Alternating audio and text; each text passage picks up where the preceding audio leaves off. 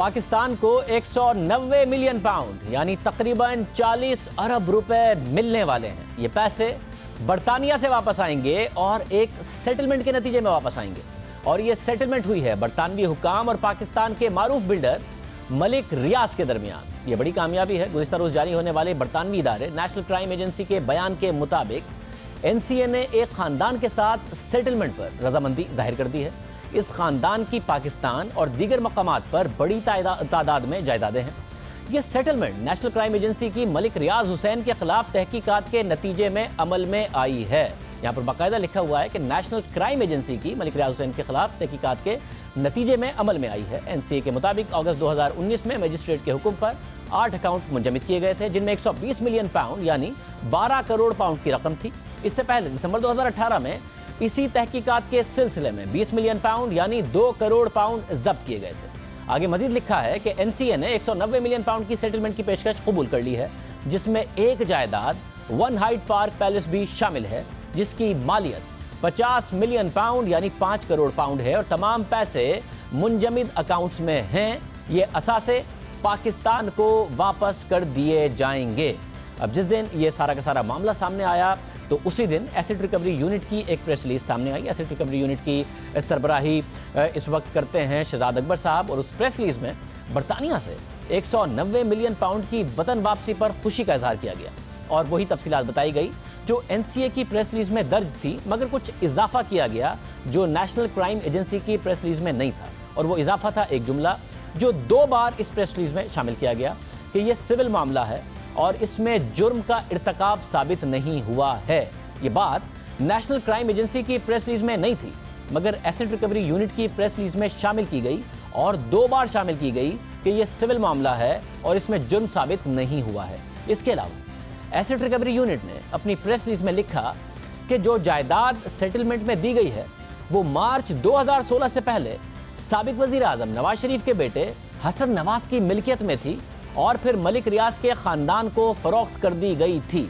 अब ये वाली जो बात है ये भी नेशनल क्राइम एजेंसी, बरतानिया की नेशनल क्राइम एजेंसी की प्रेस रिलीज में नहीं थी, मगर एसेट रिकवरी यूनिट ने अपनी प्रेस रिलीज में डाल दी। साथ ही एसेट रिकवरी यूनिट की प्रेस रिलीज में यह भी लिखा है कि दोनों फरीकैन के दरमियान होने वाले मुआहदे के तहत सेटलमेंट की तफसीलात को खुफिया रखा जाएगा। अब दिलचस्प बात यह है कि एसेट रिकवरी यूनिट ने अपनी प्रेस रिलीज में साबिक वजीर आजम नवाज शरीफ के बेटे हसन नवाज का नाम लिया है। तो क्या बरतानिया में उनसे तहकीकात की गई? यह बहुत अहम सवाल था। क्या उनके बहुत सारे अकाउंट्स मुंजमद होंगे, उनकी बहुत सारी जायदादें मुंजमद होंगी और होना शुरू हो गई हैं? इस खबर के लिए हमने मलिक रियाज और शहजाद अकबर से रब्ता किया, साथ ही हसन नवाज से भी रब्ता किया। तीनों को प्रोग्राम में आने और अपना मौक़िफ़ देने की मुसलसल दावत दी। शहजाद अकबर साहब से हम हुकूमती मौक़िफ़ मालूम करना चाहते थे कि क्या ऐसी हुकूमती कोशिशें हैं कि जिनकी वजह से ये सब अमल में आया और क्या वजह है कि हुकूमत इसकी तफसीलात अवाम के सामने नहीं रख रही। मलिक रियाज और शहजाद अकबर ने जवाब नहीं दिया, मगर हसन नवाज भी प्रोग्राम में नहीं आए। उन्होंने जवाब ज़रूर दिया कि इस सारे मामले से किसी किस्म का उनका ताल्लुक़ नहीं है। उन्होंने ये भी कहा, जब हमने उनसे पूछा कि ये प्रॉपर्टी तो आपकी थी 2016 तक जो कि आपने मलिक रियाज को बेची, तो उन्होंने कहा कि उनसे किसी किस्म की तहकीकात बरतानिया में इस हवाले से नहीं की गई है और पूछगछ तो दूर की बात, उनसे इस हवाले से नेशनल क्राइम एजेंसी ने राबता तक नहीं किया है। उन्होंने मजीद कहा कि मैंने ये जायदाद मॉर्गेज पे ली थी, यानी बैंक से कर्ज पर ली थी और फिर कैश में मैंने फरोख्त कर दी थी और यही मेरा कारोबार है। मार्च 2016 में 42 मिलियन पाउंड यानी तकरीबन 6 अरब 32 करोड़ रुपए में फरोख्त कर दी गई थी। मुझसे यह जायदाद खरीदने और बेचने के हवाले से बरतानिया में कोई सवाल नेशनल क्राइम एजेंसी ने या किसी और ने नहीं किया है और बेचने के बाद मेरा इस जायदाद से कोई ताल्लुक नहीं है और मामला तो 190 मिलियन पाउंड की सेटलमेंट का है, जबकि मेरी तरफ से बेची गई जायदाद तो सिर्फ 42 मिलियन पाउंड की थी।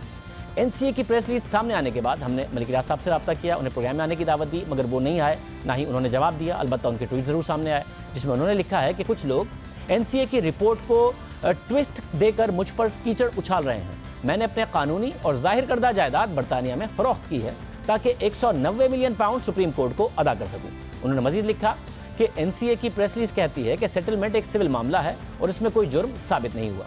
सुप्रीम कोर्ट के जिस केस का मलिक रियाज हवाला दे रहे हैं उसमें सुप्रीम कोर्ट ने बहरिया टाउन की 460 अरब रुपए की पेशकश कबूल करते हुए नैब को रेफरेंस दायर करने से रोक दिया था। सुप्रीम कोर्ट ने अपने फैसले में लिखा था कि मजमूई तौर पर 460 अरब रुपए की रकम 7 साल के दौरान अदा की जाएगी। साथ ही अदालत ने वाजे किया था कि रकम अदालत में जमा होगी और फिर उसको कानून के मुताबिक जिसको देनी है हम देंगे। इस हवाले से क्या तफसीलात हैं अब ये हुकूमत बता सकती है। शहजाद अकबर साहब को हमने कोशिश की प्रोग्राम में लाने की, वो प्रोग्राम में नहीं आए। ये प्लेटफॉर्म हाजिर है, शहजाद अकबर साहब, मलिक रियाज हुसैन साहब या फिर हसन नवाज आकर इस प्रोग्राम में अपना मौक़िफ़ आज या कल दे सकते हैं। प्रोग्राम में आगे बढ़ते हैं।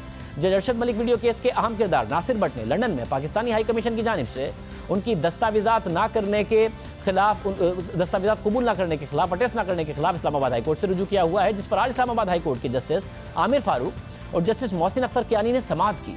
इस मौके पर अदालत की हिदायत पर डिप्टी अटॉर्नी जनरल ने एक सफ़े पर मुश्तमिल रिपोर्ट पढ़कर सुनाई, जिसमें लंदन में पाकिस्तानी हाई कमीशन का जवाब शामिल था। इसमें बताया गया कि लंदन में पाकिस्तानी हाई कमीशन ने नासिर भट्ट की दस्तावेज़ात की तस्दीक से इनकार किया है। SOP के तहत सियासी नौइयत की दस्तावेज़ात की तस्दीक नहीं की जाती। डिप्टी अटॉर्नी जनरल ने अदालत को बताया कि नासिर भट्ट की दस्तावेज़ात की तस्दीक से इनकार SOP के तहत किया गया। इस मौके पर जस्टिस मोहसिन अख्तर कियानी ने पूछा कि क्या एम्बेसी जज बन जाएगी कि दस्तावेज़ात दुरुस्त हैं या नहीं, वो उसका फैसला करेगी। जस्टिस आमिर फारूक ने रिमार्क्स दिए कि दस्तावेज़ात दुरुस्त हैं या नहीं ये तो ट्रायल कोर्ट ने तय करना है। इस मौके पर नासिर भट्ट ने अदालत को बताया कि 2 बयान हल्फी हैं जिनकी तस्दीक की दरख्वास्त की गई है। जज अरशद मलिक वीडियो की फॉरेंसिक रिपोर्ट है जो लंदन से कराई गई है।